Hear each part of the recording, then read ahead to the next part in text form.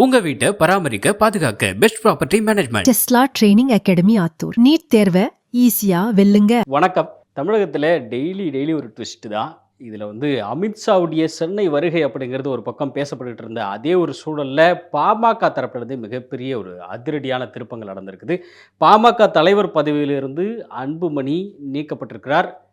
பாமக தலைவர் பொறுப்பிலிருந்து அன்புமணி நீக்கப்பட்டிருப்பதை பல பேர் எப்படி பேசுகிறாங்கன்னா, பாமகவிலிருந்தே அன்புமணி நீக்கப்பட்டிருக்கிறார் அப்படின்ற மாதிரி பேசுகிறாங்க. உண்மையிலே என்ன நடந்திருக்குது அப்படின்னா, பாமக தலைவரான அன்புமணி தன்னுடைய தந்தை அவருடைய தந்தை பாமகவுடைய நிறுவனர் ராமதாஸ் அவர்களுடைய ஒரு தலைமையின் கீழே செயல்பட்டுட்டு வராரு. பாமகவுடைய தலைவரே ராமதாஸ் அப்படின்னு பல பேர் நினச்சிட்டு இருப்பாங்க. பாமகவுடைய நிறுவனர் தான் ராமதாஸ். கௌரவ செயல் தலைவர் பார்த்திங்கன்னா ஜி.கே. மணி. பாமக தலைவரான அன்புமணி தன்னுடைய தந்தையும் நிறுவனருமான ராமதாஸுடைய ஆலோசனை கேட்டு தான் இது வரைக்கும் செயல்பட்டு வந்தார்.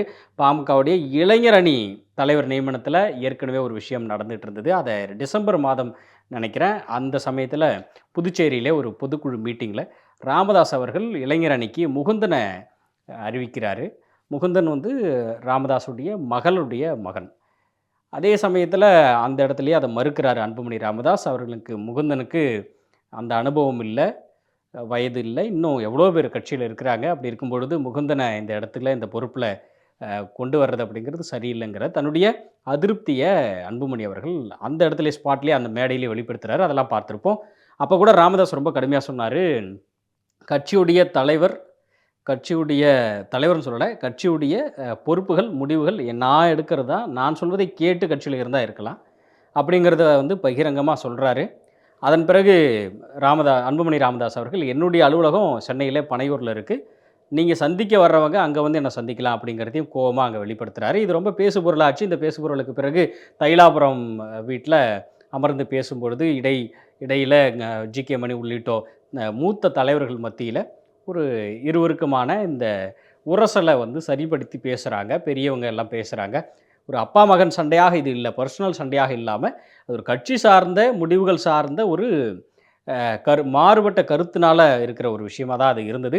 அந்த மீட்டிங் முடிந்து அன்புமணி ராமதாஸ் ஒரு பேட்டி கொடுத்துருந்தாரு. அந்த பேட்டியிலையுமே அவர் அதை குறிப்பிடுறாரு. இல்லை, ஒரு கட்சியுடைய நிறுவனராக ஐயா ராமதாஸ் அவர்கள் ஒரு விஷயத்தை சொல்கிறாரு, அதை நான் கட்சி உறுப்பினராக, கட்சியுடைய தலைவராக என்னுடைய மாற்று கருத்துக்களை தெரிவிக்கிறேன். இதை பெரிதிப்படுத்தி அப்பா மகன் உறவில் இருக்கிற விரிசல் அப்படின்னு பேசப்படுவதில் அப்படிலாம் ரொம்ப ஓவராக இருக்குது. அப்படி கிடையாது. இது ஒரு கட்சிக்குள்ளே, எல்லா கட்சிக்குள்ளேயும் இருக்கிற இயல்பான விஷயந்தான் இது. இதை பெருசுபடுத்தி ஆதாயம் பார்க்கிறார்கள் பல பேர். அதற்கு நாங்கள் ஆள் இல்லை அப்படிங்கிற மாதிரி பதில் சொல்லியிருந்தார். எப்போதுமே எங்களுடைய ஐயா ராமதாஸ் ஐயா தான் அப்படிங்கிறதையும் அன்புமணி அதில் ரொம்ப தெளிவாக குறிப்பிட்டிருந்தார். இதில் பாமக இளைஞரணி தலைவராக நான் சொன்னது போல் முகுந்தன் நியமிக்கிறது போல் இப்போது ராமதாஸ் புதிய முடிவுகளை எடுக்கிறார். அந்த புதிய முடிவின்படி பாமக தலைவர் பதவியிலிருந்து அன்புமணியை நீக்கி செயல் தலைவராக அந்த பொறுப்பை கொடுக்குறாரு. இதில் என்னென்னா, ஏற்கனவே பாமகவுடைய அந்த செயல்பாடுகளில் அன்புமணியுடைய மனைவி சௌமியா முன்னிறுத்தப்பட்டதை ராமதாஸ் விரும்பலை அப்படிங்கிற மாதிரியான ஒரு கருத்துக்களை பரப்புகிறாங்க. கடந்த நாடாளுமன்ற தேர்தலில் தருமபுரி தொகுதியில் சௌமியா போட்டிகிட்டு இருந்தாங்க. அதை நம்ம பார்த்துருந்தோம். அந்த ஒரு விவகாரம் ராமதாஸுக்கு விரும்பலை, ராமதாஸுக்கு அது பிடிக்கல அப்படிங்கிற மாதிரியான சர்ச்சைக்குரிய கருத்துக்களை இப்போது பரப்பி கொண்டிருக்கிறார்கள். அதையும் நம்ம பார்க்குறோம். கூட்டணி தொடர்பான முடிவுகளில் தான் இப்போது அன்புமணி ராமதாஸுக்கு உண்டான இந்த பதவி பொறுப்பம் மாற்றப்பட்டிருக்கிறது இல்லையா? இது கூட்டணி ரீதியாக எடுக்கப்பட்ட முடிவு தான் அப்படின்னு சொல்லப்படுது. என்ன நடந்தது அப்படின்னு சொல்லிட்டு கொஞ்சம் நம்ம விசாரிக்கும் பொழுது, நம்ம கேட்கும் பொழுது, இது எல்லாத்துக்கும் ஒரு பின்னணி காரணம் நான் முதல்லையே ஸ்டார்டிங்லேயே குறிப்பிட்டேன் இல்லையா, அமித்ஷாவுடைய சென்னை வருகை. அது ஒரு ட்விஸ்ட்டை ஏற்படுத்தும்னு பார்த்தா இங்கே ஒரு ட்விஸ்ட் நடந்திருக்கு அப்படின்னு. அமித்ஷா, அதாவது பாஜகவோடு கூட்டணி வைப்பதில் தான் ராமதாஸுக்கும் அன்புமணிக்குமான இந்த சிறிய மாறுபட்ட கருத்து வேறுபாடுங்கிறது இங்கே தான் உருவாகியிருக்கு அப்படின்னு சொல்லப்படுகிறது. கூட்டணியை பொறுத்த வரைக்கும் ஏற்கனவே பாஜகவுடைய அந்த ஒரு கூட்டணியில் தேசிய ஐக்கிய ஜனநாயக கூட்டணியில் பாமக இருக்கிறாங்க. அவர்களோடு சேர்ந்து இருக்கும் பொழுது ஏற்கனவே அன்புமணி ராமதாஸ் அவருடைய வரலாறையும் ராமதாஸுடைய வரலாறையும் இப்போ நம்ம ரொம்ப சுருக்கமாக ஒப்பிடுவோம். அதற்கு முன்பாக அன்புமணி ராமதாஸுக்கும் எழுந்திருக்கிற இந்த கான்ஃப்ளிக்ட் அப்படிங்கிறது பாஜகவுடைய கூட்டணி வைப்பது தொடர்பாக தான் எழுந்திருக்கிறது. இந்த கூட்டணி வைப்பது தொடர்பாக எழுந்த இந்த கருத்து வேறுபாட்டில் தான் அன்புமணி ராமதாஸ் ஒரு நிலைப்பாட்டிலையும் ராமதாஸ் ஒரு நிலைப்பாட்டிலையும் இருக்கிறாரு. ராமதாஸ் இருக்கிற நிலைப்பாடு என்ன அப்படின்னா, அதிமுகவோடு தொடரலாம், அப்படிங்கிறது. அன்புமணி ராமதாஸுடைய நிலைப்பாடு என்ன அப்படின்னா, பாஜகவோடு தொடரலாம் அப்படிங்கிறது. ஏன்னா பாஜகவில் ஏற்கனவே அன்புமணி ராமதாஸ் பாஜக ஆதரவோடு ராஜ்யசபா எம்பியாக இருந்திருக்கிறார். அப்படிங்கும் பொழுது அந்த ஒரு பதவி காலம் வந்து முடிகிற அந்த ஒரு சூழல் வந்துருச்சு. அப்போது அவர் பாஜகவை தான் டிபெண்ட் பண்ணுவார் அன்புமணி. ஆனால் ராமதாஸ் ஏற்கனவே பாஜக கூட நாம் கூட்டணி வைக்கும்பொழுது தமிழகத்தை பொறுத்தவரைக்கும் பாஜகவுக்கு கெட்ட பேராக இருக்கிறது, வாக்கு வங்கி நமக்கு பாமகவுக்கு வாக்கு வங்கி ரொம்ப மோசமாக இருக்கிறது. இந்த ஒரு சூழ்நிலையிலே நாம் இணையக்கூடிய அந்த முடிவை எடுக்கணும் அப்படின்னா அதிமுகவோடு இணையக்கூடிய முடிவு எடுக்கலாம். ஏற்கனவே திமுகவோட நம்ம ரொம்ப தொடர்ந்து ஒரு ஒரு சண்டை போடுற நிலைமை தான் இருக்குது. மக்கள் மத்தியிலும் திமுக மீதான அதிருப்தி இருக்கிறது. அப்படிங்கும்பொழுது நம்ம திமுகவோடு இணைய முடியாது. நாம் தமிழர் கட்சியோடு இணைவதை பற்றிலாம் அவங்க வந்து சொல்லலை. அப்போ வந்து அவங்க எடுக்கிற நேரடியான ஆப்ஷன் ராமதாஸை பொறுத்த வரைக்கும் அதிமுகவோடு இணையலாம் அப்படிங்கிற ஒரு கருத்தை அவர் மனசில் வச்சிருக்கிறதாக தெரிகிறது. இந்த ஒரு கருத்து வேறுபாடுனால தான் அன்புமணி ராமதாஸுடைய அந்த அதிகாரத்தை மாற்றுவதற்காக அவருடைய பதவியை தலைவர் பதவியிலிருந்து செயல் தலைவருக்காக அந்த பதவிக்காக மாற்றியிருக்கிறார் அப்படின்னு சொல்லி பேசப்படுகிறது. இந்த கூட்டணி குறித்த இந்த பேச்சுவார்த்தையில் தான் தைலாபுரம் தோட்டத்தில் எடுக்கப்பட்ட இந்த முடிவு பற்றி எல்லாருமே பேசுகிறாங்க. இதற்கிடையே பனையூரில் அன்புமணி புதிய அலுவலகம் திறந்ததுமே ராமதாஸுக்கு இந்த மாதிரி ஒரு முடிவு எடுப்பதற்கு ஒரு காரணமாக இருக்கலாம் அப்படின்னு சொல்லப்படுகிறது. ஏன்னா பனையூரில் புதிய அலுவலகம் திறக்கப்படும்னு அன்புமணி ராமதாஸ் சொன்னது வேறு கண்ணோட்டத்தில் இருக்கலாம். ராமதாஸை பொறுத்த வரைக்கும் அன்புமணி ராமதாஸ் தனித்து கட்சியுடைய அந்த தலைமை முடிவு பொறுப்பு இந்த விவகாரங்கள்லாம் அன்புமணி தனித்து செயல்படுகிறாரா அப்படிங்கிற ஒரு எண்ணத்தில் ராமதாஸ் இப்படி ஒரு முடிவு எடுத்திருக்கலாம். இல்லை, தலைவர் நான் தான், செயல் தலைவர் தான் அன்புமணிங்கும் பொழுது எப்படி இருந்தாலும் அன்புமணி தனித்து செயல்பட முடியாது, கட்சியோட செயல்பாட்டுக்குள்ளே தான் இருக்கணும். அப்பவும் வந்து ஒரு அரவணைப்பான ஒரு போக்கு தான் ராமதாஸ் கிட்ட இருக்குது. கம்ப்ளீட்டாக ஏற்கனவே அந்த புதுச்சேரியில் நடக்கும்போது டிசம்பரில் நடந்த அந்த பொதுக்குழு கூட்டத்தில் நான் சொல்வதை கேட்டு என்னுடைய முடிவை கேட்டு கட்சியில் இருந்தால் இருக்கலாம், இல்லைனா வெளியே போங்கன்னு அப்படிங்கிற மாதிரி சிம்பாலிக்காக ராமதாஸ் சொன்னார் இல்லையா, அந்த முடிவில் அவர் சொல்லலை. அவர் ஒரு கோபத்தில் தான் அதை சொல்கிறாரே தவிர இப்போதும் அன்புமணி ராமதாஸுக்கு செயல் தலைவர் பதவியை கொடுத்து விட்டு பாமகவுக்குள்ள ஸ்ட்ராங்கான செயல்பாடுகளை அவர் செய்வது போன்ற ஒரு சூழலை தான் ராமதாஸ் உருவாக்குறாரு. மற்றபடி வேற ஒன்றும் இல்லை, இதை பூதாகரப்படுத்தி பேசுவதற்கு எதுவுமே இல்லை அப்படிங்கிறது பாமக தரப்பினருடைய கருத்தாக இருக்குது. இதுக்கு தான் ஒரு எண்டு ட்விஸ்ட்டு ஒன்று இருக்குது, காத்துருங்க. முடிவில் ஒரு ட்விஸ்ட்டு நடந்திருக்குது, அதையும் நாம் சொல்லுவோம். 1995ஆம் ஆண்டு ராமதாஸ் ஆரம்பித்த பசுமை தாயகம் அப்படிங்கிற ஒரு சுற்றுச்சூழல் பாதுகாப்பு சார்ந்த அமைப்புடைய தலைவராக அன்புமணி ராமதாஸ் 7 வருஷம் பணியாற்றிருக்கிறார். அது மூலமாக சுற்றுச்சூழல் பாதுகாப்பு, மனித உரிமை பாதுகாப்பு, போதைப்பொருள் இந்த மாதிரி எல்லா விஷயங்கள்லையுமே ஒரு விழிப்புணர்வு ஏற்படுத்துகிறாரு. 2006ஆம் ஆண்டு பாமகவுடைய இளைஞரணி தலைவராக அன்புமணி ராமதாஸ் மாறுகிறார். ஏற்கனவே 2004ஆம் ஆண்டு திமுக பாமக கூட்டணி ஒப்பந்தம் வந்து நடைபெற்றது. அந்த ஒப்பந்தத்தில் மாநிலங்களவை சீட்டுக்கு தேர்வாகி முதன்முறையாக மாநிலங்களவை உறுப்பினராக அன்புமணி ராமதாஸ் மாறுறாரு. அவருக்கு சுகாதாரம் மற்றும் குடும்ப நலத்துறை அமைச்சர் பதவி வந்து கொடுக்கப்படுது. 2014ஆம் ஆண்டு நடைபெற்ற மக்களவைத் தேர்தலில் தேசிய ஜனநாயக கூட்டணி சார்பில் தான் பாமக வேட்பாளராக தருமபுரி தொகுதியில் போட்டியிட்டு அன்புமணி வெற்றி பெறுகிறார். 2019ஆம் ஆண்டு நடைபெற்ற மக்களவைத் தேர்தலையுமே அதிமுகவோட கூட்டணியை வைத்து தருமபுரி தொகுதியில் போட்டியிட்ட அன்புமணி ராமதாஸ் தோல்வி அடைகிறார். இப்போ அன்புமணி ராமதாஸ்க்கு இப்படி ஒரு ஸ்டெடி இருக்குது. 2014 நம்ம தேசிய ஜனநாயக கூட்டணியில் இணைந்து பாமக சார்பில் போட்டிட்டு தருமபுரியில் போட்டிட்டு நம்ம வந்து நாடாளுமன்ற மக்களவைத் தேர்தலில் நம்ம வெற்றி பெற்றோம். அதே சமயத்தில் 2019 அதிமுக இணைந்து இதே ஒரு கூட்டணி வைத்து இதே போட்டியை நம்ம சந்திக்கும் பொழுது தோல்வி அடைகிறோம். இப்படி ஒரு ஸ்டெடி இருக்கும் இல்லையா அன்புமணி ராமதாஸ் கிட்ட. அதனால் அவருடைய நிலைப்பாடு என்ன அப்படின்னா, அதிமுக பாமக இந்த கூட்டணியில் அன்புமணி ராமதாஸ்க்கு உடன்பாடு இல்லாமல் தெரிகிறது. ஆனால் ராமதாஸுக்கு இதில் வேறு வியூகம் இருக்கிற மாதிரி தெரிகிறது. இது ஒரு அடிப்படை காரணமாக இருக்கும் அப்படின்றத விமர்சகர்கள் கருத்தாக முன்வைக்கிறாங்க. 2016ஆம் ஆண்டு எடுத்துக்கிட்டோம்னா தமிழ்நாடு சட்டமன்ற தேர்தலில் பாமகவுடைய முதல்வர் வேட்பாளராக அன்புமணி ராமதாஸ் அறிவிக்கப்படுறாரு. 2016 தான் அந்த மாற்றம் முன்னேற்றம் அன்புமணி அப்படிங்கிற அந்த ஒரு போஸ்டர் அப்படிங்கிறது வைரலாச்சு. நம்ம எல்லாருக்குமே நினைவில் இருக்கக்கூடிய ஒரு போஸ்டர் தான் அது. 2034 அதாவது 234 தொகுதிகளிலுமே 2016 அன்புமணி ராமதாஸ் போட்டியிட்டு வெற்றி பெறுவார் அப்படின்னு ரொம்ப தீவிரமாக கேம்பெயின் பண்ணாங்க. எதிர்பார்த்த அளவுக்கான வெற்றி கிடைக்கல. இருந்தும் பென்னாகரம் தொகுதியில் போட்டியிட்ட அன்புமணினால் 2வது இடம் வந்து பெற முடிந்தது. அதை வந்து மற்றவர்கள் ஒரு எதிர்மறை சைனாக பார்த்தாலும் பாமக தரப்பிலிருந்து அது ஒரு பாசிட்டிவ் சைனாக தான் பார்த்தாங்க. மருத்துவராக பணியாற்றி கொண்டிருந்த ராமதாஸ் அவருடைய வாழ்க்கையில் பொறுத்த வரைக்கும் சில விஷயங்களை செஞ்சுருந்துருக்கிறாரு. அதுவும் இப்போ அன்புமணி ராமதாஸை கம்பேர் பண்ணும்போது ராமதாஸுடைய செயல்பாடுகள், அரசியல் முடிவுகள் இதெல்லாம் எப்படி இருந்திருக்கு பார்த்தோம்னா, அதனுடைய விஷயங்களையும் நம்ம ஆய்வு செய்ய வேண்டியதாக இருக்குது. வன்னியர் சமுதாயத்துடைய பின்தங்கிய நிலையை பற்றி சிந்திக்கிறாரு மருத்துவராக பணியாற்றும் போதே. அப்புறம் ஏழ்மை நிலையை அகற்றி அவங்களுக்கு கல்வி, வேலைவாய்ப்பு, பொருளாதாரம் இந்த விஷயத்துலலாம் சமுதாய ரீதியாக அவர்கள் முன்னேற வேண்டும் அப்படிங்கிற ஒரு யோசனை அவருக்கு வருது. சக வன்னிய சமுதாயத்தினரெல்லாம் அழைத்து ஆலோசனை பண்ணுறாரு. 28 வன்னிய அமைப்புகளை இந்த மாதிரி ஒருங்கிணைக்கிறார். இப்படி ஒருங்கிணைச்சு அன்றைய தினத்தில் ஓய்வு பெற்ற தமிழக அரசுடைய தலைமை செயலாளர் இபி ராயப்பா, முன்னாள் எம்பி கிடங்கல் ஏஆர் சம்பந்தம், பேராசிரியர் தீரன், அப்புறம் ஏகே நடராசன், இந்த மாதிரி நிறைய வன்னிய சமுதாய ஆளுமைகளோடு சேர்த்து வன்னியர் சங்கம் அப்படிங்கிற அமைப்பை 1980 ஜூலை 20 உருவாக்குறாரு ராமதாஸ் அவர்கள். என்னுடைய தொடர்ச்சியாக வன்னிய சமுதாயத்துக்கு கல்வி, வேலைவாய்ப்பில் தனி இடஒதுக்கீடு அவங்களுக்கு தேவை அப்படிங்கிறத 80களில் ஈரோடு கருங்கல்பாளையத்தில் இந்த ஒரு போராட்டத்தை முதல் மாநாடாக நடத்துகிறார். அந்த முதல் மாநாட்டத்திலே இந்த போராட்டத்தை நடத்துகிறார். 84 சென்னை மெரினாவில் பட்டினி போராட்டம் நடத்துகிறாரு. அது ரொம்ப பிரபலமான ஒன்று. 85 சென்னையில் லட்சக்கணக்கானவருடன் சேர்ந்து ஒரு பேரணி நடத்துகிறாரு, மாநாடு நடத்துகிறாரு. 86 பல்வேறு காலகட்டங்கள்லையும் கவன ஈர்ப்பு ஆர்ப்பாட்டம், பட்டை நாம போராட்டம்னு சொல்லிட்டு ஒரு நூதன போராட்டத்தை நடத்தினார். எம்ஜிஆருக்கு கருப்பு கொடி காட்டுற போராட்டம் கூட நடத்தினார். அப்புறம் சாலை மறியல் போராட்டம் அதெல்லாம் நடத்தினார். இப்படி அனைத்து சாதியினருக்கும் மக்கள் தொகை அடிப்படையில் இடஒதுக்கீடு அப்படிங்கிறத மிக ஆரம்ப கட்டத்திலேயே, இன்னைக்கு சாதிவாரி கணக்கெடுப்பு பேசுகிறாங்க, மக்கள் தொகை கணக்கெடுப்பு பேசுகிறாங்க, மொழிவாரி கணக்கெடுப்பு பேசுகிறாங்க, இதை மிக ஆரம்ப கட்டத்திலேயே வலியுறுத்தினவர் ராமதாஸ். எதுக்காக சொல்கிறோம்னா, அன்புமணி ராமதாஸுடைய செயல்பாடுகள் போல ராமதாஸுடைய செயல்பாடுகளும் இம்பார்ட்டன்ஸாக இருக்குது. ஏன் அப்படின்னா, ஒரு தீர்க்கமான முடிவை ராமதாஸ் எடுக்கிறாருன்னா அவருடைய அரசியல் புரிதல், அரசியல் டெப்த்து, அவர் கடந்து வந்த பாதை, இன்று அன்புமணி என்ன செய்ய நினைக்கிறாரு அப்படிங்கிறத பற்றி அவர்கள் கட்சிக்குள்ளே இருக்கிறவர்களும் கட்சிக்கு வெளியில் இருக்கிறவங்களும் பேசுகிறாங்க. அப்பா ஏன் இந்த நிலைப்பாட்டில் இருக்கிறாரு, மகன் ஏன் இந்த நிலைப்பாட்டில் இருக்கிறாரு அப்படின்னு பார்க்கறதுக்கு இவர்களுடைய நீண்டகால அரசியல் பயணத்தையும் புரிதலையும் நாம் தெரிஞ்சிக்க வேண்டியதாக இருக்குது. அதற்காக ராமதாஸ் குறித்து நான் சொல்லிகிட்டு இருக்கிறேன். அனைத்து சாதியினரும் மக்கள் தொகை அடிப்படையில் இடஒதுக்கீடு அப்படிங்கிறத மிக ஸ்டார்டிங்லேயே ராமதாஸ் அவர்கள் முன்னெடுக்கிறாரு. வன்னியர் சாதியினருக்கு மாநிலத்தில் 20% மத்தியில் 2% தனி ஒதுக்கீடு வேணும்.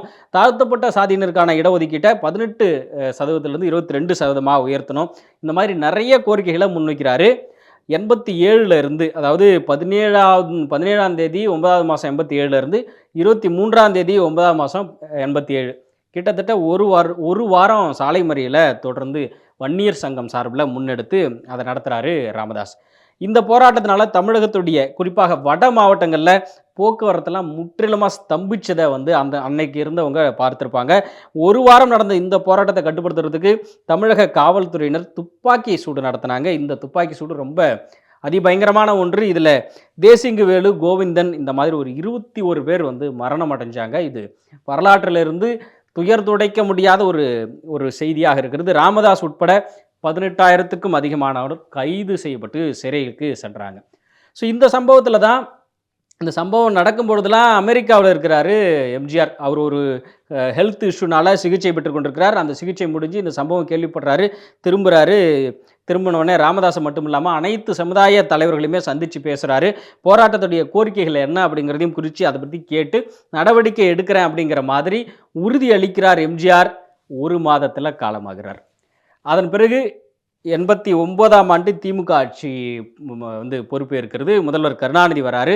வன்னியர் சமுதாயத்துடன் சேர்த்து கிட்டத்தட்ட 108 சமுதாயங்களை, மிகவும் பிற்படுத்தப்பட்ட ஒரு சமுதாயம் எம்பிசி அப்படிங்கிற அந்த பட்டியலில் இணைத்து 20% இடஒதுக்கீடு அவர் வழங்குறாரு. தேர்தலை புறக்கணித்து அரசியல் சார்பற்ற இயக்கமாக அது வரைக்கும் வன்னியர் சங்கம் இருந்தது.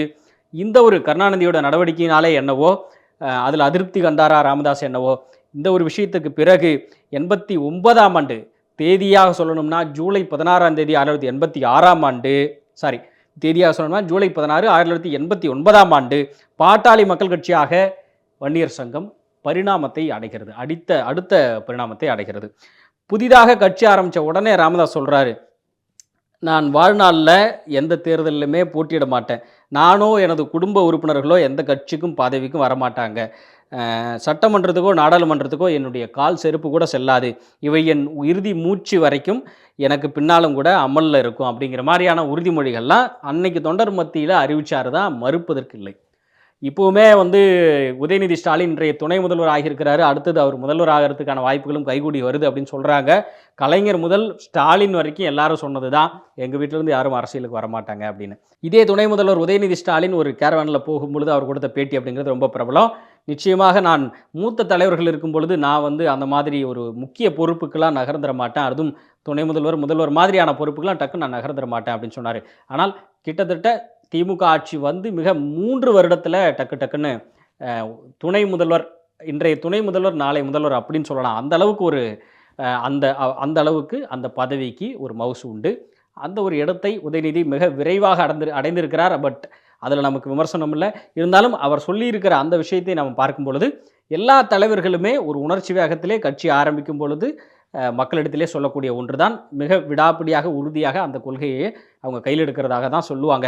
பட் காலப்போக்கில் சந்தர்ப்ப சூழல்கள் அதற்கு தகுந்தது போல் ஒரு முடிவு எடுக்கிற ஒரு சூழ்நிலையை எல்லா கட்சியிலையுமே பார்க்குறோம். அப்படியான ஒரு சூழல் பாமகவிலும் இருந்திருக்கு அப்படிங்கிறத நம்ம புரிஞ்சிக்க முடிகிறது. 88ஆம் ஆண்டு கும்பகோணத்துக்கு பக்கத்தில் இருக்கிற குடிதாங்கி கிராமத்தில் நடந்த ஒரு சம்பவம் ரொம்ப பிரபலமாகுது. தாழ்த்தப்பட்ட சமுதாயத்தை சேர்ந்தவருடைய அந்த சடலத்தை வன்னியர் சமுதாயம் வசிக்கக்கூடிய அந்த பகுதி வழியாக கொண்டு செல்வதற்கு எதிர்ப்பு கிளம்புது. இந்த எதிர்ப்பு கிளம்புற இந்த சூழ்நிலையில் தானே நேரடியாக செல்கிறாரு ராமதாஸ். அங்கே போயிட்டு வன்னிய மக்களுடைய எதிர்ப்பை மீறி சடலத்தை அவரே சுமந்து சென்று போயிட்டு அடக்கம் செய்கிறாரு. அந்த ஒரு சமயத்தில் ராமதாஸை தொல் திருமாவளவன், இன்றைய விடுதலை சிறுத்தைகள் கட்சி தலைவர் தொல் திருமாவளவன், தமிழ் குடிதாங்கி அப்படின்னு சொல்லி குடிதாங்கி ஊரில் நடந்த இந்த சம்பவத்துக்கு ராமதாஸ் செஞ்ச இந்த ஒரு விஷயத்தினால, இந்த ஒரு காரியத்தினால தமிழ் குடிதாங்கி அப்படின்னு சொல்லிட்டு ராமதாஸை திருமாவளவன் அழைக்கிறாரு. 1992ஆம் ஆண்டு சென்னை பெரியார் திடலில் தமிழர் வாழ்வுரிமை மாநாடு நடத்துகிறாங்க. இன்றைக்கு தமிழக வாழ்வுரிமை கட்சிலாம் இருக்குது. அன்றைக்கே இந்த பெயரில் ராமதாஸ் ஒரு மாநாடு நடத்துகிறார், தமிழர் வாழ்வுரிமை மாநாடு. அதில் ஈழத்துக்கு ஆதரவாக ஒரு தீர்மானத்தை நிறைவேற்றுகிறார். அந்த மாநாட்டை ஒட்டி ஒரு பேரணி நடக்கிறது. அந்த பேரணியிலே தேசிய தலைவருடைய உருவப்படத்தை பிடித்து தம்முடைய இலங்கையில் இருக்கக்கூடிய தமிழ் மக்களுக்கான ஆதரவை நிலைப்பாட்டை அறிவிக்கிறார்.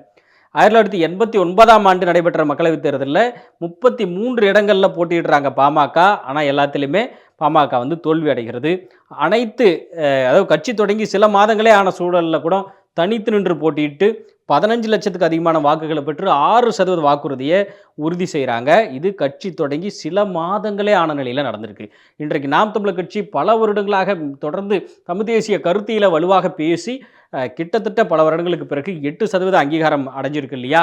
அது எந்த அளவுக்கு முக்கியமானதோ அதுபோன்று திருமாவளவன் மிக நாம் தமிழர் கட்சிக்கு முன்பாகவே நான் சொன்ன இதே பாமக காலகட்டத்திலிருந்தே திருமாவளவன் களப்பணியை தீவிரமாக ஆற்றிக்கொண்டு வருகிறார். விடுதலை சிறுத்தைகள் கட்சி தேர்தல் அங்கீகார வெற்றியை இப்போதான் கொண்டாடினாங்க. இந்த ஒரு சூழ்நிலையில் பாமக கட்சி ஆரம்பித்து சில மாதங்களிலே 6% வாக்குறுதியை வாக்கு வங்கியை உறுதி செய்கிறாங்க. 1991ஆம் ஆண்டு நடந்த நாடாளுமன்ற தேர்தல் ரொம்ப முக்கியமானது. அங்கே போட்டியிட்ட 31 தொகுதிகளிலுமே பாமக தோல்வி அடையுது. மிகப்பெரிய பாடம் கற்றுக்கொள்கிறார்கள் அந்த தேர்தலில். ராஜீவ்காந்தியுடைய மரணத்தால் ஏற்பட்ட அந்த அனுதாப அலை திமுக, பாமக உள்ளிட்ட எல்லா கட்சிகளுடைய தோல்விக்கு அந்த நேரத்தில் காரணமாக சொல்லப்பட்டது. 96ஆம் ஆண்டு நடைபெற்ற அந்த மக்களவைத் தேர்தலில் வாழப்பாடியார்னு சொல்லக்கூடிய வாழப்பாடி ராமமூர்த்தியுடைய திவாரி காங்கிரஸ் கூட்டணியுடன் அமைத்து 15 இடங்களில் போட்டியிடுறாங்க. பாமக எல்லா இடங்கள்லையும் மறுபடியும் தோல்வி அடையுது. மீண்டும் பாடம் கற்கிறாங்க. 98ஆம் ஆண்டு மத்தியில் இருந்த தேவகட ஆட்சி கவிழ்க்கப்படுகிறது. அப்போ நடைபெற்ற மக்களவைத் தேர்தலில் அதிமுக பாஜக கூட்டணி அமைக்கிறாங்க பாமக. அதிமுக பாஜகவுடன் கூட்டணி அமைத்து பாமக போட்டியிட்ட 5 இடங்களில் 4 இடங்களில் பாமக வெற்றி பெறுகிறது. அதாவது இதில் ரொம்ப முக்கியமான ஒரு பாயிண்ட் என்ன அப்படின்னா, இந்த கூட்டணிக்குள்ளே பாஜக வருவது தான். இதுதான் நான் சொன்ன அந்த எண்டு ட்விஸ்ட்டுக்கு இந்த ஒரு விஷயம் காரணமாக இருக்கிறது. அதை நம்ம பேசுவோம். அப்போது இந்த 5 இடங்களில் 4 இடங்களில் பாமக வெல்கிறது. தலித் சமூகத்தை சேர்ந்தவராக எழில்மலையை சுகாதாரத்துறை இணை அமைச்சராக மாற்றுறாங்க. மிகப்பெரிய அளவில் பேசுபொருளாகிறது. அதாவது பாமக ஒரு சாதி கட்சி அப்படிங்கிற அந்த பிம்பத்தை தொடச்சி எறிகிறாங்க. தலித் சமுதாயத்தை சேர்ந்த எழில்மலையை சுகாதாரத்துறை இணையமைச்சராக போடும் பொழுது. இதே மாதிரி 1999ஆம் ஆண்டு மத்தியில் இருந்த பாஜக ஆட்சி ஜெயலலிதாவால் கவிழ்க்கப்படுகிறது. அப்போ நடைபெற்ற மக்களவைத் தேர்தலில் திமுக பாஜக கூட்டணியில் பாமக திருப்பி இடைபெறாங்க. திமுக எப்போ பாஜகவோட கூட்டணி வச்சுது அப்படிங்கிற வரலாறு பல பேருக்கு ஞாபகம் இருக்காது, தெரியவே தெரியாது. திமுக பாஜகவுடைய கூட்டணியை வச்சுட்டு இருந்தது இல்லைன்னு கூட நினைப்பாங்க. ஆனால் அரசியல் தெரிந்தவர்களுக்கு எல்லாருக்குமே தெரிஞ்ச விஷயம்தான், ரொம்ப இயல்பான தகவல் தான் இது. திமுக பாஜக கூட்டணியில் பாமக இடம்பெறுகிறது. 8 இடங்களில் போட்டியிட்டு 5 இடங்களில் வெல்கிறது. இங்கேயும் பாருங்கள், போன முறை போன முறை அதிமுக பாஜகவுடன் கூட்டணி வைக்கிறாங்க பாமக. அங்கே வந்து அதிமுக இருக்குது, பாஜக இருக்குது, பாமக இணைகிறாங்க, ஜெயிக்கிறாங்க. 5ல் 4 ஜெயிக்கிறாங்க. இங்கே பாருங்கள், 99ல் திமுக பாஜகவோட சேர்ந்து பாமக அந்த கூட்டணியில் இடம்பெறுகிறது. இங்கே அதிமுக இல்லை, பட் அதுக்கு பதிலாக திமுக இருக்குது. ஆனால் அங்கேருந்து அதே கட்சி பாஜக இங்கே இருக்குது. ஸோ எப்படி பார்த்தாலும் ஏதோ ஒரு வகையில் பாஜக பாமகவோட இணையும் பொழுது அவர்கள் வெற்றியை அடைகிறார்கள். இது அன்புமணி ராமதாஸ் அவர்களுடைய ஒரு ஸ்டடியாக இருக்கலாம் அப்படிங்கிறத தான் நான் தொடக்கத்திலிருந்து சொல்லிக்கிட்டு இருக்கிறேன். இங்கேயுமே 8 இடங்களில் போட்டியிட்டு 5 இடங்களில் வெற்றி பெறுகிறார்கள். NT சண்முகம் இங்கே சுகாதாரத்துறை இணையமைச்சராகவும், பொன்னுசாமி பெட்ரோலியத்துறை அமைச்சராகவும், AK மூர்த்தி ரயில்வே அமைச்சராகவும் பாமக தேர்ந்தெடுக்கப்படுகிறார். 2004ஆம் ஆண்டு எடுத்துக்கிட்டோம்னா நாடாளுமன்ற தேர்தலில் திமுக காங்கிரஸ் கூட்டணியிலையும் பாமக அங்கம் வகிக்கிறது. 6 இடங்களில் போட்டிட்டு இருக்கிறது, 6 இடங்கள்லையுமே வெல்கிறது. ஏதோ ஒரு வகையில் இங்கே திமுக ரோல் பிளே பண்ணுதா, இல்லை தேசிய கட்சியான காங்கிரஸ் ரோல் பிளே பண்ணுதா அப்படிங்கிறத ஒரு ஸ்டடி பண்ண வேண்டிய ஒரு விஷயமா இருக்குது. பாமக சார்பிலே வேலு ரயில்வே துறை இணையமைச்சர் ஆகிறாரு. ராமதாஸுடைய மகன் அன்புமணி ராமதாஸ் இங்கே தான் மாநிலங்களவையுடைய அவையுடைய உறுப்பினராக தேர்ந்தெடுக்கப்படுகிறார். சுகாதாரத்துறை அமைச்சராகவும் பதவி ஏற்கிறார் 2004ஆம் ஆண்டு மக்களவைத் தேர்தலில் வென்ற பிறகு. 2009 எடுத்துக்குவோம், நடந்த நாடாளுமன்ற தேர்தலில் அதிமுக கூட்டணியில் இடம்பெறுகிறது. 6 இடங்கள்லையுமே தோல்வி அடையுது. ஏன் அப்போ அன்புமணி ராமதாஸ் வந்து அதிமுகவோட கூட்டணி வைப்பதற்கு யோசிக்க மாட்டார்? அவங்களுக்கு அது செட் ஆகலை அப்படிங்கிறத ஒரு ஸ்டடி பண்ணியிருக்கிறார். 6 இடங்களில் தோல்வி அடையுது பாமக அதிமுகவோட போட்டியிட்டு 2009 சொல்கிறேன். திருப்பி 2014ஆம் ஆண்டு தேர்தலில் பாஜகவுடன் கூட்டணி அமைத்து 8 இடங்களில் போட்டியிட்ட பாமக தர்மபுரி தொகுதியில் மட்டுமே வெல்லுகிறது. பாஜகவுடன் கூட்டணி அமைச்சு 8 இடங்களில் போட்டியிட்டு தர்மபுரி தொகுதியில் மட்டுமே வெல்கிறது பாமக. இங்கே ராமதாஸ் ஒரு லீடு எடுத்திருப்பார். ஏன்னா 2014க்கு பிறகு பாஜகவுடைய அந்த வரவு அப்படிங்கிறது தமிழகத்திலே எந்த மாதிரி பார்க்கப்படுகிறது, பாஜகவுடைய கருத்தியல் அல்லது செயல்பாடுகள் தமிழகத்திலே எந்த மாதிரி பார்க்கப்படுகிறது, அவங்களோட நம்ம கூட்டணி வச்சுட்டு இருந்தோம்னா அவருடைய விளைவு என்னவா இருக்கும். அப்போ 8 இடங்களில் போட்டியிட்டு ஒரே ஒரு இடத்துல தர்மபுரியில் பாஜகவோட கூட்டணி அமைத்து தான் போட்டியிடணும்னு அவசியமே இல்லை பாமகவுக்கு. அப்படி இருக்கும் பொழுது தர்மபுரியில் வெற்றி பெறுவதற்கு பாஜகவோட கூட்டணி வச்சிருக்கணுமா? 8 இடங்களில் போட்டிட்டு ஒரே ஒரு இடத்துல வெல்வதற்கு பாஜகவோட கூட்டணி வச்சுக்கிட்டு நம்ம ஒரு கெட்ட பேரையும் வாங்கணுமா அப்படின்னு ராமதாஸ் நினைத்திருக்கலாம் அப்படிங்கிறத இங்கே நம்ம பார்க்க முடிகிறது. அன்புமணி ராமதாஸ் மக்களவை உறுப்பினராக தேர்ந்தெடுக்கப்படுகிறார். அவர் விஷயத்துக்கு அவருக்கு நடந்திருக்கு. 2019ஆம் ஆண்டு நடந்த நாடாளுமன்ற தேர்தலில் மீண்டும் அதிமுக பாஜக கூட்டணியில் இணைகிறாங்க பாமக, தோல்வி அடைகிறாங்க. கூட்டணி ஒப்பந்தப்படி அதிமுக சார்பில் ஒரு மாநிலங்களவை சீட்டு வந்து ஒதுக்கப்படுகிறது. அந்த சீட்டு அகைன் அன்புமணி ராமதாஸுக்கு வருகிறது.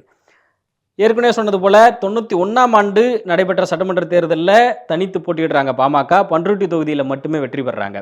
கட்சியுடைய முதல் சட்டமன்ற உறுப்பினராக பண்ருட்டி ராமச்சந்திரன் தேர்ந்தெடுக்கப்படுறாரு. 96ல் திவாரி காங்கிரஸுடன் சேர்ந்து தேர்தலை சந்திக்கிறாங்க பாமக. 116 இடங்களில் போட்டியிட்டு 4 இடங்களில் வெல்றாங்க. 2001ஆம் ஆண்டில் தேர்தலில் அதிமுகவுடன் கூட்டணி அமைச்சு 27 இடங்களில் போட்டியிட்ட பாமக 20 இடங்களில் வெல்றாங்க. 2006 நடந்த போட்டியில் திமுகவுடன் கூட்டணி அமைச்சு 34 இடங்களில் போட்டியிட்டு 18 இடங்களில் வெல்றாங்க. 2011ஆம் ஆண்டு நடைபெற்ற தேர்தலில் திமுகவுடன் கூட்டணி அமைத்து 30 இடங்களில் போட்டியிடுறாங்க, 3 இடங்களில் தான் வெல்றாங்க. 2016ஆம் ஆண்டு தேர்தலில் பாமகவுடைய முதல்வர் வேட்பாளராகவே அன்புமணி நிற்கிறாரு, அறிவிக்கப்படுறாரு. 234 தொகுதிகளிலுமே போட்டியிடுறாரு. அனைத்து இடங்கள்லையுமே தோல்வி அடைகிறாங்க. 5.3% பாமக வாக்கு வங்கியை பெறுகிறது.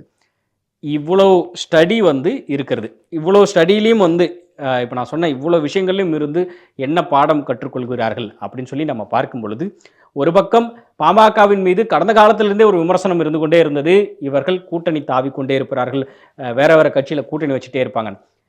நிச்சயமாக அந்தந்த கட்சிகளோடு கூட்டணி வைக்கும்பொழுது அந்த வியூகத்தை புரிந்து கொள்வதற்கும் வகுப்பதற்கும் அந்த ரிசல்ட்டை நிச்சயமாக அன்புமணி ராமதாஸ் ஆகட்டும் இருவருமே பயன்படுத்திக் கொள்கிறார்கள். ஒரு அன்பிரடிக்டபிள் ஒரு ரிசல்ட் தான் 2 பேருக்குமே கிடைச்சிருக்கு.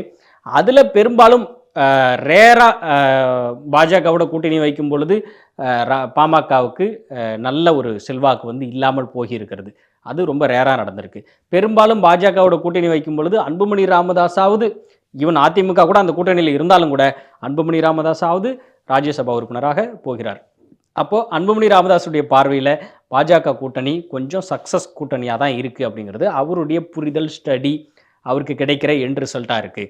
ராமதாஸை பொறுத்த வரைக்கும் ஒரு வருடங்களுக்கு மேலே, ஏன்னா திமுகவே பாஜகவோட கூட்டணி வைத்த காலகட்டம் தமிழ்நாட்டில் இருக்கும் பொழுது ஒரு குறிப்பிட்ட வருடத்துக்கு மேலே திமுகவும் பாஜகவும் சண்டை போட்டுக்கிறாங்க.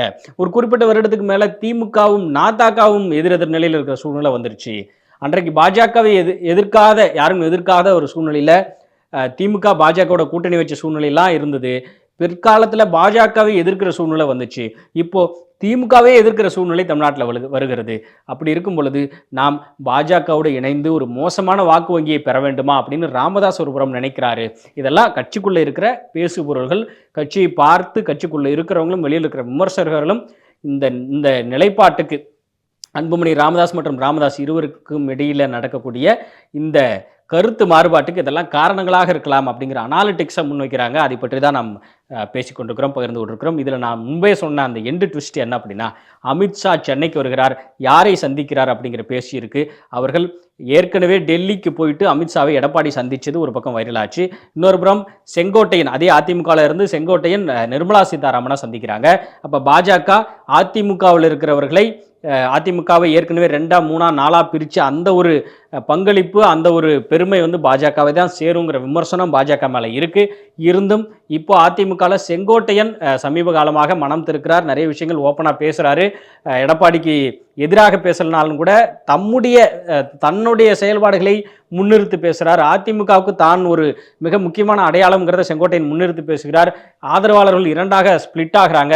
ஸோ மீண்டும் அதிமுக உடைஞ்சிடக்கூடாதுங்கிற பயத்தை எடப்பாடிக்கு ஏற்படுத்துவதற்காக செங்கோட்டையனை மறைமுகமாக பாஜக தூண்டி விடுகிறதா அப்படிங்கிற ஒரு பேச்சு இருக்கிறது. எது எப்படியோ செங்கோட்டையன் ஒரு பக்கமும் எடப்பாடி ஒரு பக்கமும் தனித்தனியாகவாவது பாஜக கிட்ட போயிட்டு பேச்சுவார்த்தை நடத்தக்கூடிய செயல்களை பார்க்க முடிகிறது. அண்மை காலத்தில் எடப்பாடி அவர்கள் ஜி.கே. மணியை, பாமகவுடைய கௌரவ செயல் தலைவரான ஜி.கே. மணியை போய் சந்திக்கிறாங்க. அப்போ அந்த விஷயத்தையும் பார்க்க முடிகிறது. ஏற்கனவே பாமக அது பாஜகவோட தேசிய ஜனநாயக கூட்டணியில் தான் இருக்குது. ஒருவேளை த்ரூ பாமக வழியாக மீண்டும் அதிமுக பாஜகவோடு சமரசம் செய்து கொண்டு இணைகிறதா, கூட்டணி வைக்கிறதா அப்படிங்கிற பேச்சு இருக்குது. இது வந்து அதிமுகவுக்காக இந்த நிலைப்பாடா, அதிமுகவுக்கு ஒரு வழியெல்லாம் அங்கே போகிறாங்களான்னு கேட்டால் அப்படி தான் பார்ப்பதற்கு இருக்குமே தவிர, சில விமர்சகர்கள் என்ன சொல்கிறாங்கன்னா, பாஜகவுக்கு வேறு வழி இல்லைங்க, அவங்க தமிழ்நாட்டில் யாரோட கூட்டணி வைப்பாங்க, அவங்களுக்கு என்ன ஆப்ஷன் இருக்குது, விஜய் ஏற்கனவே திமுகவையும் எதிர்க்கிறாரு பாஜகவையும் எதிர்க்கிறாருன்னு சொல்லிட்டாரு, அவங்க பாசிசம் இவங்க பாயாசம் சொல்லிட்டாரு. சீமான் ரொம்ப உறுதியாக, அண்ணாமலை கூட சமீபத்தில் ஒரு நிகழ்ச்சியில், பாரிவந்தருடைய கல்லூரி நிகழ்ச்சியில் கலந்துக்கிட்டாலும் கூட, நாம் வந்து வேற, பிஜேபி வேற, அவர்கள் இந்தியாவிலிருந்து தமிழகத்தை பார்க்கிறார்கள், நாம் தமிழ்நாட்டிலிருந்து இந்தியாவை பார்க்கிறேன், அவ்வளோதான் அப்படிங்கிறத தெள்ள தெளிவாக சீமான் சொல்லிட்டாரு. விஜயோட கூட்டணி வைக்கலாம்னு கூட சீமான் நினைச்சிருக்கலாம். ஆனால் திராவிடமும் தமிழ் தேசியமும் 2 கண்கள் அப்படிங்கும் பொழுது நிச்சயமாக அந்த கூட்டணிக்கு வாய்ப்பு கிடையாதுங்கிறத வாட் ப்ரோ அப்படின்னு கேள்வி கேட்டு அதை வெளிப்படுத்திட்டாரு. அதனால் அதற்கும் வாய்ப்பு இல்லை. அப்போ பாஜகவுக்கு இருக்கிற ரொம்ப லீஸ்ட் ஆப்ஷன் எதுன்னு கேட்டோம்னா, ஒன்று அதிமுக, ஏற்கனவே பாமகவோட இருக்காங்க. ஸோ கடைசி ஆப்ஷன் அதிமுக தான். அதனால் அதிமுகவை தன் பக்கம் இழுக்கணும். முடிந்தால் விஜயோட நீங்கள் கூட்டணி வைக்க முடியாது சீமான், திமுகவோட நீங்கள் கூட்டணி வைக்க முடியாது சீமான், தமிழக வாழ்வுரிமை கட்சி வேல்முருகன் ஆல்ரெடி திமுகவில் இருக்கிறாரு, அதனால் அவரோடையும் நீங்கள் கூட்டணி வைக்க முடியாது. எனவே உங்களுக்கு இருக்கிற ஒரே ஆப்ஷன், திருமாவளவன் எப்பவுமே திமுகவோட இருக்கிறாரு. எனவே இப்போ கூட அண்மையில் பேசின ஒரு மேடையில் கூட சீமானை இமிட்டேட் செய்து பேசுகிறார் திருமாவளவன், ஸ்டாலினை உயர்த்தி பேசுகிறார், ஸ்டாலினுடைய புகழை அந்த மேடையில் பேசுகிறார். அப்போது நிச்சயமாக சீமானுக்கு இருக்கிற ஆப்ஷனும் எதுவுமே இல்லை. தனித்து நின்று போட்டியிட்டால் 2016 தனித்து நின்று போட்டியிடுறீங்க, ஒரு வாக்கு தேர்தல் அங்கீகாரம் கிடைச்சிருச்சே தவிர, நீங்கள் வேல்முருகன் போல நீங்கள் சட்டமன்றத்துக்குள்ளே போய் பேச முடியுதா, ஒரு விஷயத்தை அழுத்தமாக பேச முடியுதா, உங்களை நம்பியே இருக்கிற தொண்டர்கள் என்ன செய்வாங்க அப்படிங்கிற மாதிரி திரள் நிதி குறித்து விமர்சனம் வருகிறது. ஸோ இவ்வளோ விஷயங்கள் இருக்கும்போது சீமான் நீங்கள் வந்து எங்கள் கூட சேர்ந்துருங்க அப்படின்னு சீமானை பாஜக அணுகுவதற்கான வாய்ப்புகள் இருக்குது. ஏற்கனவே அதிமுகவை கிட்டத்தட்ட தன் பக்கம் பாஜக இழுத்து விட்டதாக தெரிகிறது. அதை உறுதிப்படுத்துவதற்காகவே அமித்ஷா இன்னும் மேலும் பல விஷயங்களை பேசி முடிஞ்சால் சீமானையும் தன் பக்கம் இழுப்பதற்காக ஏற்கனவே சீமான் ரஜினிகாந்தை போய் சந்திச்சார் ரவீந்திரன் துரைசாமி மூலமாக. ஏற்கனவே சீமான் வந்து சங்கி என்றால் தோழன்னு சொல்லியிருக்கிறாரு. ஏற்கனவே சீமானை வந்து அண்ணாமலை அவர்கள் நேரில் கை கொடுத்து நம்ம தொடர்ந்து சண்டை போடணும்னு நல்ல உறவை பேசுகிற மாதிரி அவங்க காட்டுறாங்க. இப்போ அண்மையில் பாரிவேந்தர் கல்லூரி நிகழ்வில் 2 பேரும் ஒன்றா ஒரே நிகழ்ச்சியில் கலந்துக்கிறாங்க. இதெல்லாம் வச்சுக்கிட்டு சீமான் தன் பக்கம் வந்துடுவார் அப்படின்னு அமித்ஷா ஒரு கணக்கு போடலாம். சீமானுடைய முடிவு என்ன அப்படிங்கிறது நிச்சயமாக கூட்டணி இல்லை அப்படிங்கிறது தான் அவர் ஒவ்வொரு இடத்துலையும் சொல்கிறாரு. நேற்றைய தினம் ப்ரெஸ் மீட்டில் கூட அதை ரொம்ப உறுதிபட சொல்கிறார். இப்போ இந்த ஒரு சூழ்நிலையில் பாமகவில் நடக்கக்கூடிய இந்த பிளவு இருக்கு இல்லையா, அதாவது பிளவுங்கிறத விட அன்புமணி ராமதாஸுக்கான உண்டான அந்த பொறுப்பை வேறு பொறுப்புக்கு மாற்றுகிறார் ராமதாஸ் அவர்கள். இது பாமக உடைய வியூகமாக என்னவா இருக்கிறதுனா, அதிமுகவோட தான் நம்ம கூட்டணி வைக்கணுங்கிறத ராமதாஸ் கருதுறாரு. ஆனால் அந்த அதிமுக பாஜக பக்கம் சாய்கிறதா, பாஜக பக்கம் முழுமையாக போகிறதா? இது நடந்தா எப்படி இருக்கும்னா, கிட்டத்தட்ட திமுக கூட்டணியில் தான் வேல்முருகன் இருக்கிறாரு, ஆனால் வேல்முருகன் தமிழ் தேசியவாதி, திராவிடத்துக்கு எதிரானவர் அல்லது தமிழ் தேசிய கருத்தை மட்டுமே முன்னிறுத்தக்கூடியவர் அப்படின்னு ஆகும். நாம் தமிழர்ந்து பிரிஞ்ச எல்லாருமே வந்து பெரும்பாலானோர் வந்து வேல்முருகன் கட்சியில் இணைந்தாலும் அவர்கள் ஒரு விமர்சனத்தை எதிர்கொண்டு கொண்டே இருக்கிறாங்க. என்னன்னா, நீங்கள் தமிழ் தேசியவாதிகளா, நீங்கள் ஏன் திராவிடம் பேசுகிற திமுகன்ற ஒரு கட்சியில் இருக்கிறீங்க அப்படிங்கிற விமர்சனத்தை எதிர்கொண்டே இருக்கிறார்கள். அதே போன்றுதான் பாமக வந்து அதிமுக கூட போய் சேர்ந்தாலும் அதிமுக பிஜேபி கூட இருக்குமே. ஸோ ராமதாஸ் நினைத்த அந்த கணக்கும் பொய்யாக தான் போகும். நம்ம பாஜகவோட கூட்டணி வச்சா வாக்கு வங்கி மோசமாயிரும்னு ராமதாஸ் பயந்தா கூட கிட்டத்தட்ட அதிமுக கூட கூட்டணி வச்சாலும் அதே நிலை தான் பாமகவுக்கு இருக்கும். ஏற்கனவே 13 வன்னியர் தொகுதிகளில் எடப்பாடி அவர்கள் ஸ்டார். ஸோ அப்படி இருக்கும் பொழுது வன்னியர்களுக்கு பாமகவே தேவையில்லாத ஒரு நிலை ஏற்பட்டுரும் அதிமுகவோட அவர்கள் இணைந்தார்கள்னா அப்படிங்கிறத ரவீந்திரன் துரைசாமி உட்பட்ட நிறைய அரசியல் விமர்சகர்கள் அந்த ஒரு கருத்தையுமே முன் வச்சிருக்கிறாங்க. பாமகவுடைய வியூகம் என்னவாக இருக்க போகிறது, செயல் திட்டம் என்னவாக இருக்க போகிறது, சாதிவாரி கணக்கெடுப்பு போன்று சமூகம் சார்ந்த ரொம்ப அக்ரஸிவான நிறைய விஷயங்களை முன் வச்சிருக்கிறாங்க. அதில் ஸ்டாராக திகழ்ந்திருக்கிறாங்க. அதை காப்பாற்றிக் கொள்வார்களா, இல்லை அன்புமணி ராமதாஸ் தான் விரும்புகிற அந்த ராஜ்யசபா எம்பி பதவி அந்த பதவிக்காலம் முடிகிறது அப்படிங்கிறதுனால பாஜகவோடு கூட்டணி வைத்துதான் நாம் அதை மீட்டெடுக்க முடியும், நமக்கு உண்டான அந்த இருப்பை தக்க வைக்க முடியும் அப்படின்னு நினைக்கிறாரா? அப்படிங்கிற அந்த அன்புமணி ராமதாஸுடைய அந்த கோல்டு வார் அப்படிங்கிறது இந்த அளவிலானது தானே தவிர நாட் டு பர்சனல் அப்படிங்கிறத பாமக தரப்பினரும் வந்து முன்வைக்கிறாங்க. எது எப்படியோ அடுத்து என்ன நடக்க போகிறது அப்படிங்கிறத பொறுத்திருந்து பார்ப்போம். அமித்ஷாவுடைய சென்னை வருகைக்கு பிறகு, தமிழக வருகைக்கு பிறகு நடக்கக்கூடிய செயல்பாடுகளையும் நாம் பொறுத்திருந்து பார்க்க வேண்டியிருக்கிறது. நம்ம இன்னொரு தருணத்தில் விரிவாக இது பற்றியெல்லாம் நம்ம பேசுவோம்.